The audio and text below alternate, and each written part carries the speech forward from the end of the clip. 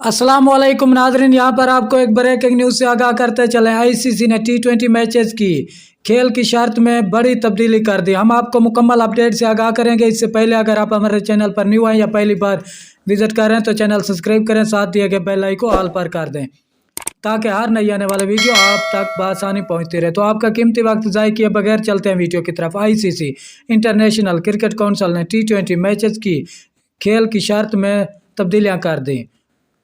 Plane condition के इतलात रवां माह का होगा। तफसीलात के मुताबिक आईसीसी का कहना है कि स्लो ओवर रेट और ऑफिशियल पानी के वक्फे की कंडीशन में रद्दबदल किया गया है, जिसके तहत और वोमेन T20 इंटरनेशनल में स्लो ओवर रेट में पर पानी को मुतारफ कराया गया है। आईसीसी की जानिब से स्लो ओवर रेट की पानी के तहत स्लो ओवर रेट के नतीजे में फिल्टर इनिंग के बाकी ओवर में 30 यार्डर के दायरे के अंदर रहेंगे। आईसीसी कोरेंग बॉडी की जानिब से इनिंग के दौरान पानी के लिए एक स्पेशल वक्फा भी मुतारफ कराया गया है, जिसके तहत इनिंग के दरमियान 2 मिनट 30 सेकंड के लिए पानी का इजाफी वक्फा भी लिया जाएगा।